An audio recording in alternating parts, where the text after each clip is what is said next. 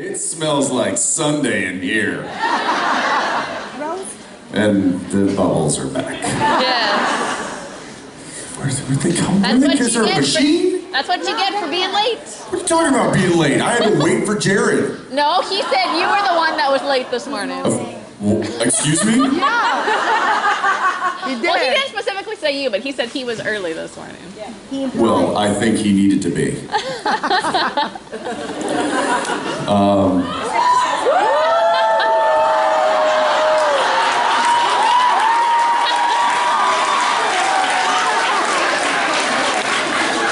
Y'all met my buddy Steve? Steve, say hi. He's very shy. Don't abuse it this time.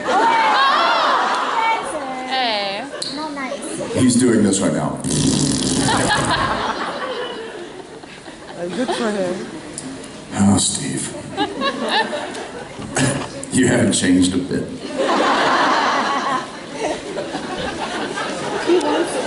I was late. Yeah. What time was pickup this morning? 8. 8. For those that are late. No, it was 8. We should have left at 8. And we should have left at 8? Yes. Well, that's news to me. I was down at 8:06, so. And nobody was standing and people were eating, so I digress. We all know that Dean takes wherever he wants, especially with girlfriends. So, what went wrong with Daphne? Fred. Fred went wrong.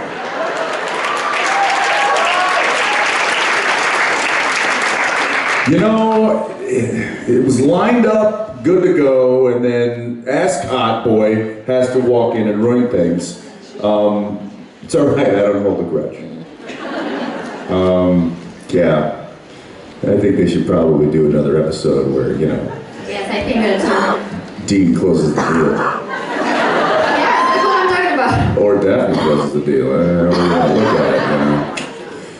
This is 2018. I'm good. What happened to your arm? Well, 2 weeks ago I fell off a bike and it's okay, I feel better, but I thought I'd be careful about it. Oh, good.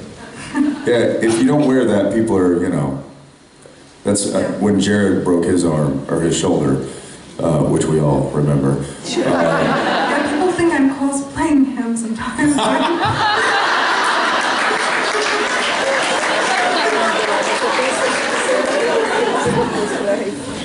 That's awesome.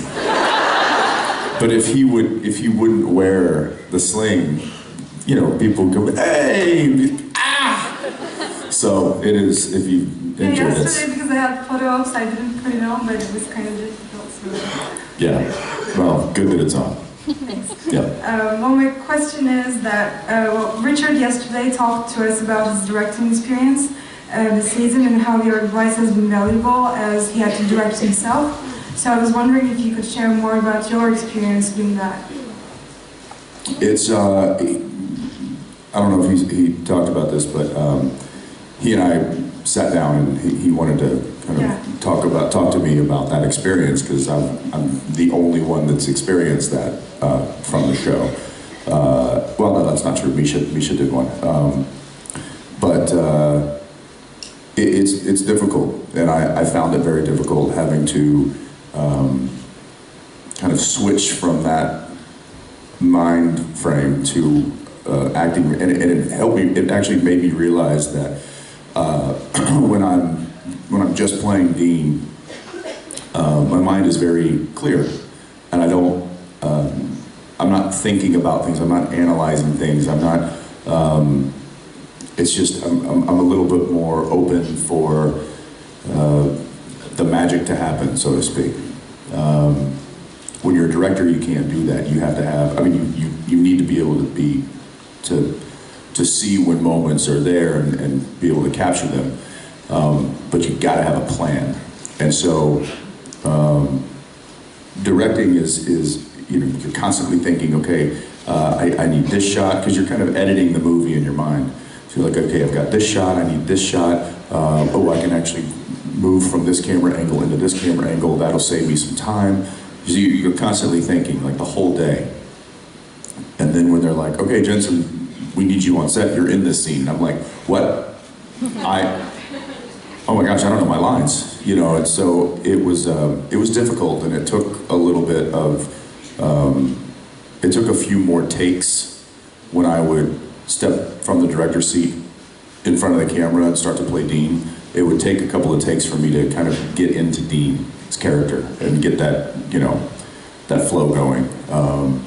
So I kind of warned Richard about that there is, for me, it was two totally different, you know, ways of thinking. And it took some getting used to. It was hard. It was difficult. I think he did a fantastic job, though, and I told him that. And then that's the last time I'll ever compliment him again. So. First of all, I'm really thankful to be here and able to ask this question that I've been carrying around since the end of season 11. Well, drop it off. What do you got? Okay, so I'm going to shake it off now. Dean was supposed to throw the soul bomb on Amara, which they were preparing for him with a magical spell and collected all their souls, but he didn't use it. But in the way that Dean was talking to Amara, in my opinion, he was the soul bomb. You know what I mean? The way that he talked to her was so soulful that she changed her mind. Mm-hmm. And my question is, did you also see it a bit like that? I mean, there was like a, you know, it was written to be some sort of like a ticking time bomb within Dean. But I believe it was, I played it more as though it was Dean trying one last effort to not use that and destroy, you know, everything. So I think it was an honest moment for Dean of just him expressing to her what he, you know, everything that he could to get her to change her mind. But yeah, that's interesting. I hadn't looked at it that way. Yeah.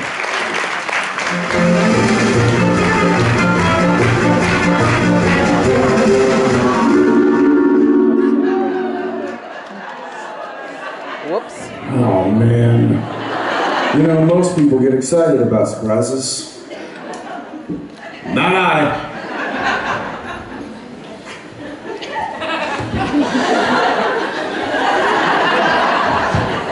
It's going to be perfect. Someone is... Oh, I'm sure it is.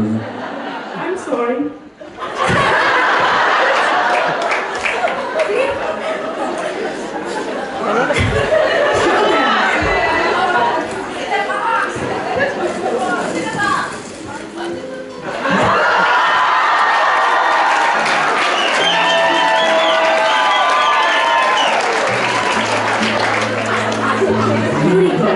I found some friends of yours. He was feeling lonely.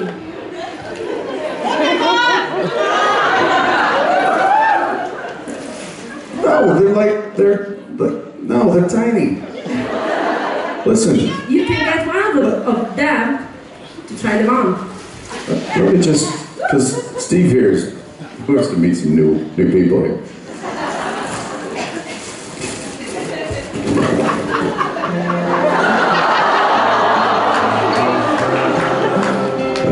Your name?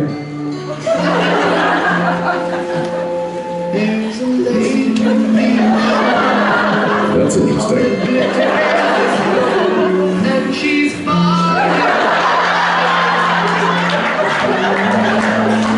know unicorns, I know.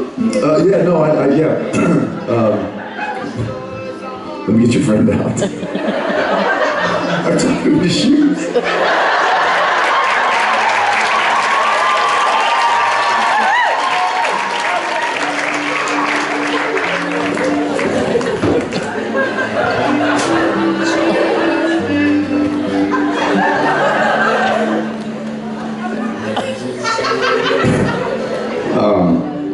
Steve? I'd like to introduce the twins.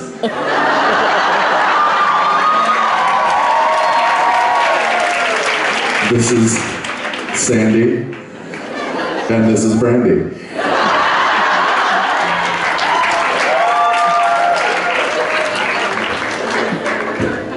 Thanks a lot.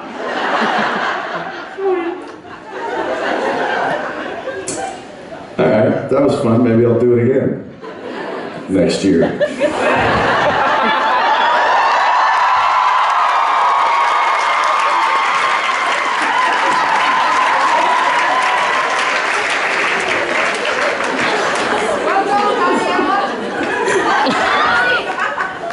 Another friend. I know you can live without unicorns and glitters.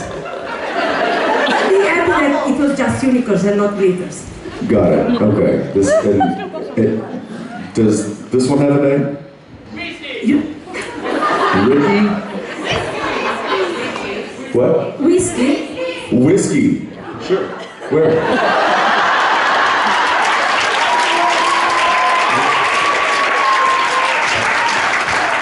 No. Oh, I'm sorry. This is, I can't do this anymore. It's just gonna, alright, you know, when Misha gets out here, we'll continue this conversation. God knows why, I don't. Do you have a question for me and my friends? No, but just to be fair, I did say if you could spin the wheel and make it Randall sing, so you didn't hear the last part, so it's kind of your fault. Hey, look. I don't control where the wheel ends up. I just gave it a good old spin. And now we have... Thank you, sorry. What is the term for a mini unicorn? A what? A zoo? A zoo of unicorns? She says this like she really knows it to be true. She's like, it's a zoo. A zoo of unicorns. How do you not know this?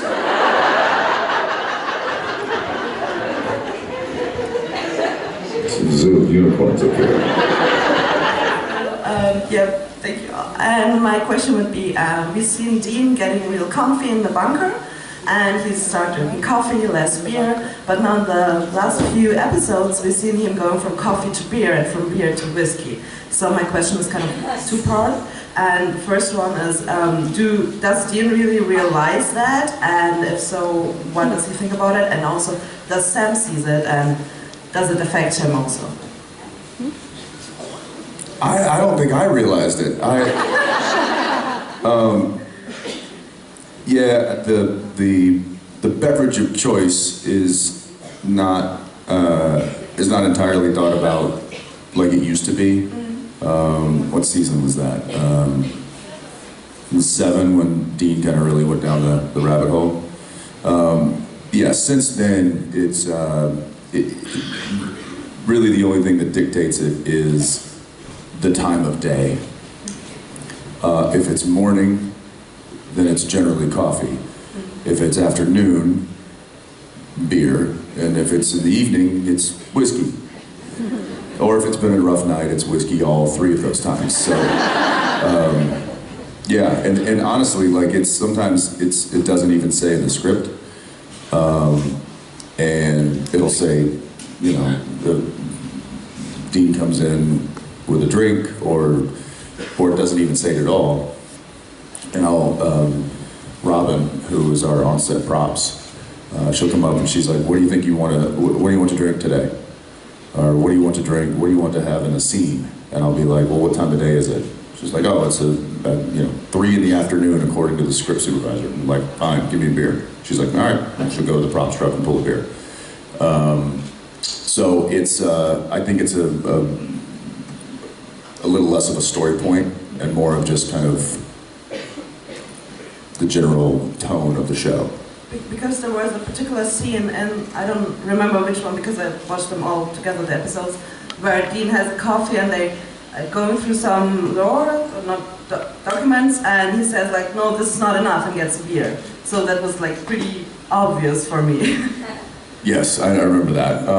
Yeah, and again, I think it was just like, you know, coffee ain't gonna cut it right now. I need something stronger. So we don't have to be worried. I don't think we have to be worried about his beverage choices. And a little fun fact for you, there's rarely ever coffee in the coffee cups. Oh, what is it? And there is, let's see, there's rarely ever whiskey in the whiskey glasses. Apple juice. No.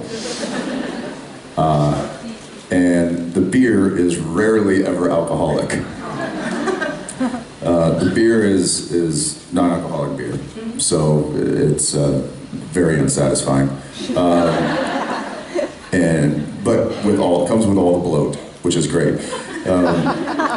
And the whiskey is Coca-Cola cut with water, which tastes great after the 7th take. There is another flask on the props cart that is sometimes we have to dip into that. And then the coffee is also Coke. Ooh. It's just flat Coca-Cola. I'm so sorry. And every now and again I'm like, I can't, dude, just give me coffee. But then they have to go out and get the coffee from the craft service, they have to bring it in, then they have to keep it hot, and it's like a whole thing, because there's nothing worse for me than like room temperature coffee.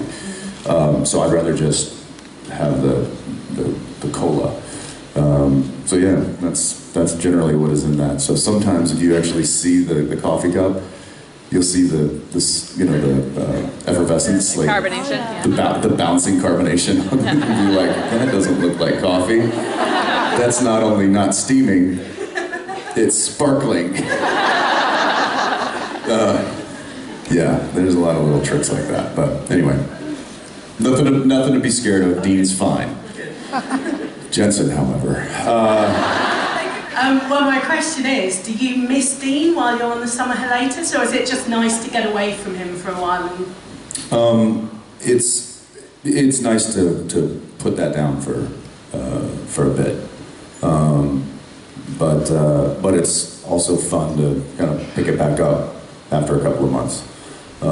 So yeah, it's a long season. 23 episodes is a very long haul, and that's we've been doing that for quite a while now. And when it gets to be the last 3 episodes, it's like the end of a marathon. And so I think everybody's ready to kind of hang it up and go see some sunshine and get away from work and from the same faces every day. We love each other, but we need a break every now and again. So it is welcomed, and that's why sometimes we let our facial hair grow out, and we maybe cut our hair differently, and it's just to kind of shake it off a bit. Yeah, look a little different. God knows what's going to happen to me when the show's over. 2050. What? In 2050? In 2050. In 2050? Yeah.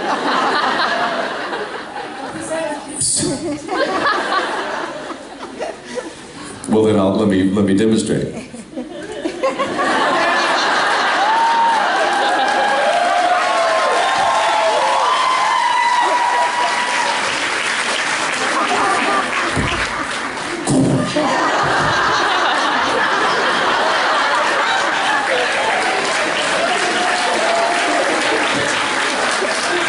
Hunting ghosts for senior citizens. We know you love to drive, baby, so I wanted to know which scene was the most fun to drive for you? Probably when I did the reverse 180 in the episode Baby.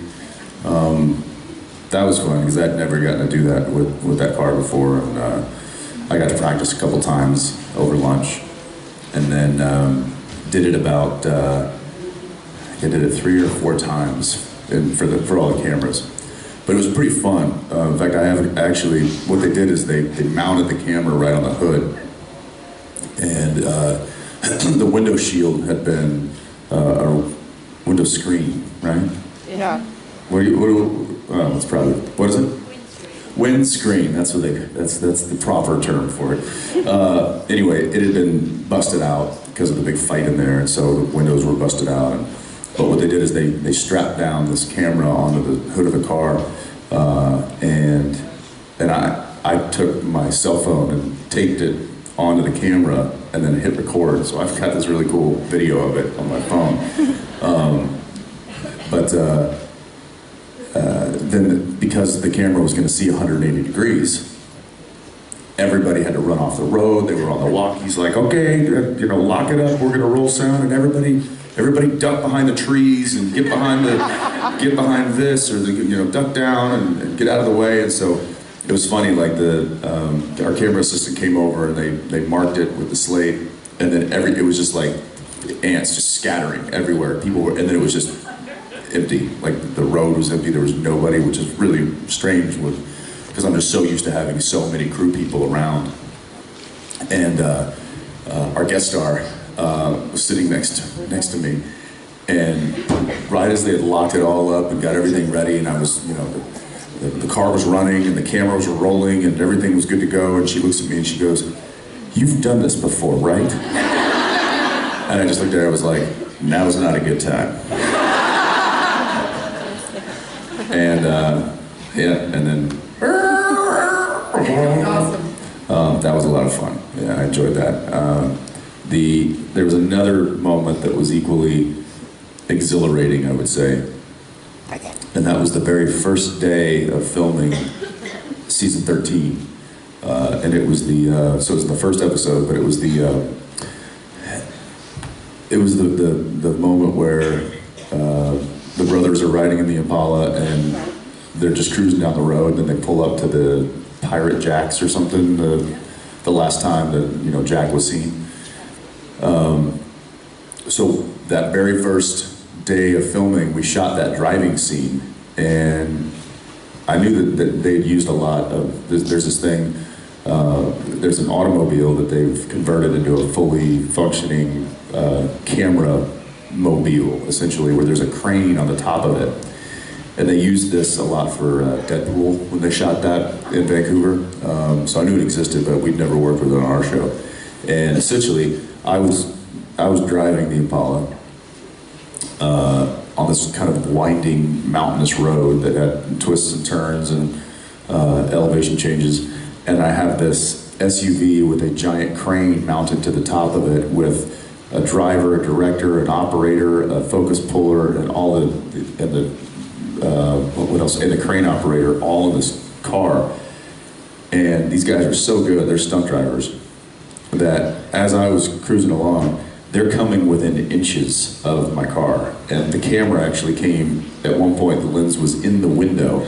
Mind you, we're going 30 miles an hour, which may not seem fast, but when you've got a camera coming from the outside of the car into the window, and you're trying to constantly keep the exact speed so that they can adjust their speed, and there's elevation changes like this, that car's heavy, you get it on a downgrade, it starts to speed up, so I'm like lightly tapping the brakes to keep that speedometer on, and it was like, I was sweating bullets, and